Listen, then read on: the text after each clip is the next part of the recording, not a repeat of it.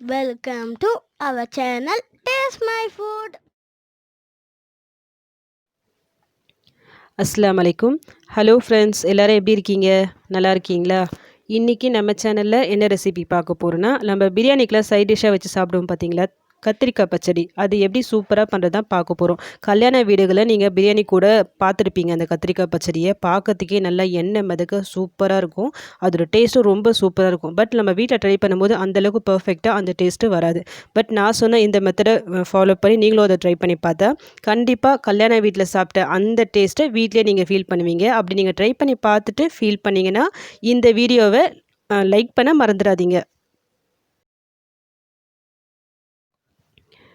இந்த பச்சடிக்காக இன்றைக்கி நான் கத்திரிக்காய் ஒரு 300 350 கிராம் இருக்கும்.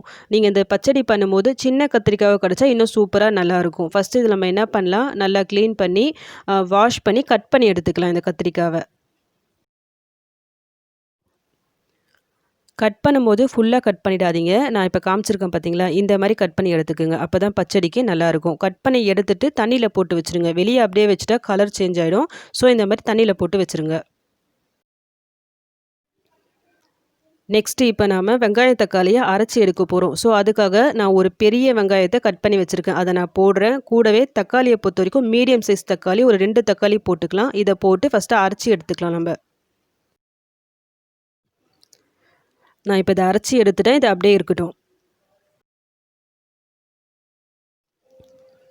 இப்போ ஒரு பேனில் நான் எண்ணெய் போட்டிருக்கேன். இந்த எண்ணெய் எதுக்காகனா, இந்த கத்திரிக்காய் வந்து ஜஸ்ட் நம்ம ஃப்ரை பண்ணி எடுக்க போகிறோம். நார்மலாக நம்ம கத்திரிக்காய் பச்சடி பண்ணும்போது இந்த மாதிரி ஃப்ரை பண்ணி நீங்கள் ஆட் பண்ணி பாருங்கள். கத்திரிக்காவை ரொம்ப சூப்பராக டேஸ்ட் நல்லாயிருக்கும். ரொம்பலாம் ஃப்ரை பண்ண தேவையில்ல. 2 சைடும் நல்லா திருப்பி போட்டு ஒரு 5 நிமிஷம் ஃப்ரை பண்ணிவிடுங்க. எந்த அளவுக்கு ஃப்ரை பண்ணணும்னா, இந்த கலர் வந்து ஜஸ்ட் இந்த மாதிரி சேஞ்ச் ஆகணும். அந்த அளவுக்கு ஃப்ரை பண்ணால் போதும். பாருங்கள், இப்போ இந்த கலர் வந்து ஓரளவுக்கு சேஞ்ச் ஆகிடுச்சு. இதை நம்ம வெளியே எடுத்துடலாம்.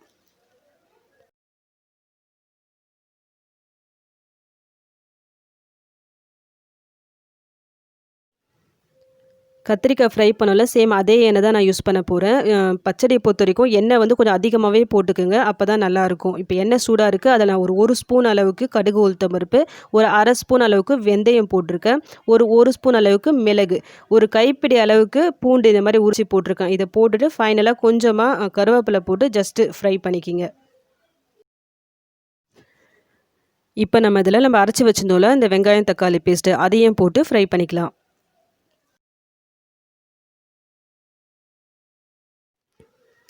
இதில் நம்ம வெங்காயம் தக்காளியை டைரெக்டாக அப்படியே அரைச்சி ஆட் பண்ணியிருக்கோம். ஸோ அதனால் பச்சை வாசனை இருக்கும். அதனால் நல்லா வதக்கிக்கிங்க. இந்த எண்ணெய்லாம் நல்லா பிரிஞ்சு வர வரைக்கும் வதக்கிக்கிங்க. இப்போ நம்ம மசாலாவை சேர்த்துக்கலாம். இந்த ஸ்பூனில் நான் 1 ஸ்பூன் அளவுக்கு தனி மிளகாய்த்தூள், ஒரு ஸ்பூன் அளவுக்கு தனியாத்தூள், கொஞ்சமாக மஞ்சத்தூள் சேர்க்குறேன். இது எல்லாத்தையும் போட்டு ஜஸ்ட் ஒரு 2 நிமிஷம் நல்லா வதக்கிக்கிங்க.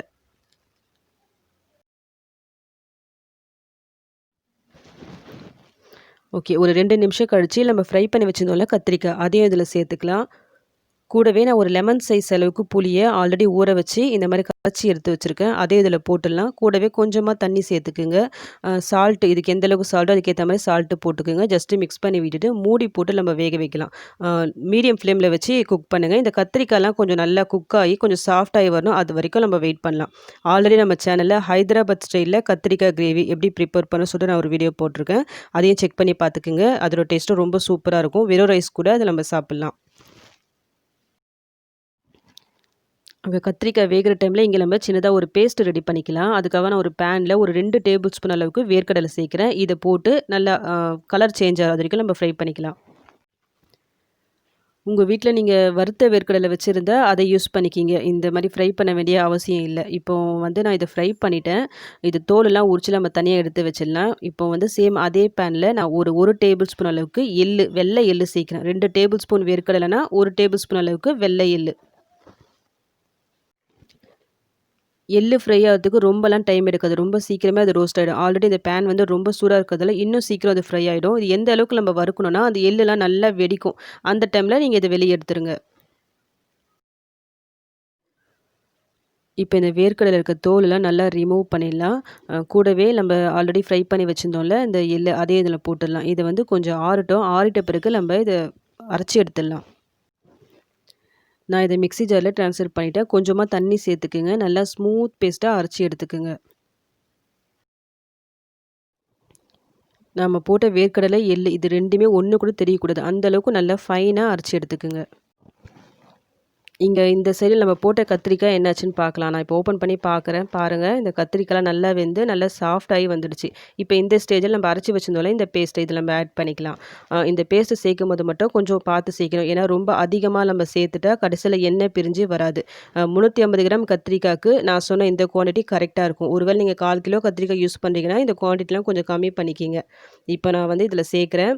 சேர்த்துட்டு சால்ட் செக் பண்ணிக்கோங்க. எந்த அளவுக்கு கரெக்டாக இருக்குன்னு பார்த்து செக் பண்ணிவிட்டு மூடி போட்டு மறுபடியும் வேக வைங்க. எந்த அளவுக்கு இது நம்ம வெயிட் பண்ணணும்னா அந்த எண்ணெய்லாம் உங்களுக்கு லாஸ்ட்டில் பிரிஞ்சு வரும். அப்போ நம்ம ஸ்டவ் ஆஃப் பண்ணிக்கலாம். லோ டு மீடியம் ஃப்ளேமில் வச்சு குக் பண்ணுங்கள். இது வரைக்கும் நம்ம சேனலை சப்ஸ்கிரைப் பண்ணாதவங்க ப்ளீஸ் சப்ஸ்கிரைப் பண்ணிக்கிங்க. அப்படி நீங்கள் சப்ஸ்கிரைப் பண்ணும்போது பக்கத்தில் பெல் ஐக்கான் இருக்கும். அதை கிளிக் பண்ணி ஆல் சொல்லிட்டு ஒரு ஆப்ஷன் வரும். அதை செலக்ட் பண்ணி வச்சுக்கிங்க. அந்த மாதிரி நீங்கள் கிளிக் பண்ணி வைக்கும்போது தான் அடுத்தடுத்து போடக்கூடிய வீடியோஸ் வந்து உங்களுக்கு நோட்டிஃபிகேஷனாக வரும். இப்போ ஓப்பன் பண்ணி பார்க்கலாம். பாருங்கள், இந்த எண்ணெய்லாம் நல்லா வெளியே பிரிஞ்சு வந்திருக்கு. இப்போ நம்ம ஸ்டவ் ஆஃப் பண்ணிடலாம். அவ்வளோதான், கத்திரிக்காய் பச்சடி ரெடி ஆயிடுச்சு. இந்த பச்சடிக்கு இந்த திக்னஸ் கொடுக்குறதே நம்ம போட்டோம் பார்த்தீங்களா, அந்த வேர்க்கடலை ப்ளஸ் எள்ளு அந்த பேஸ்ட்டு தான். அது மட்டும் ரொம்ப ஓவராக அதிகமாக போயிடுச்சுன்னா நல்லா இருக்காது. எண்ணெய் பிரிஞ்சு வராது. ஸோ அந்த குவான்டிட்டி மட்டும் கரெக்டாக நீங்கள் சேர்த்துக்குங்க. கத்திரிக்காய் பச்சடியும் ரெடி, பிரியாணியும் ரெடி ஆயிடுச்சு. ஒருவேளை நீங்கள் நாளைக்கு பிரியாணி ப்ரிப்பேர் பண்ணுறதா இருந்தால் இன்றைக்கி நைட் இந்த கத்திரிக்காய் பச்சடி ரெடி பண்ணிவிட்டு நாளைக்கு சர்வ் பண்ணி பாருங்கள். இன்னும் நல்லா டேஸ்ட்டு சூப்பராக இருக்கும். இதுக்கு மேலே நீங்கள் கவலைப்பட வேணாம். நம்ம கல்யாண வீட்டில் சாப்பிட்ட அந்த டேஸ்ட் நம்மளுக்கு கிடைக்கலே சொல்லிட்டு இந்த மெத்தடை ஃபாலோ பண்ணி ட்ரை பண்ணி பாருங்கள். கண்டிப்பாக அந்த டேஸ்ட்டை ஃபீல் பண்ணுவீங்க. கத்திரிக்காய் பச்சடியை பொறுத்த வரைக்கும் நல்லா ஆறிட்ட பிறகு பார்த்தா இன்னும் நல்லா இந்த மாதிரி எண்ணெய் பிரிஞ்சு சூப்பராக இருக்கும். நீங்களும் இந்த மெத்தடில் ட்ரை பண்ணி பார்த்துட்டு எனக்கு கமெண்ட் பண்ண மறந்துடாதீங்க.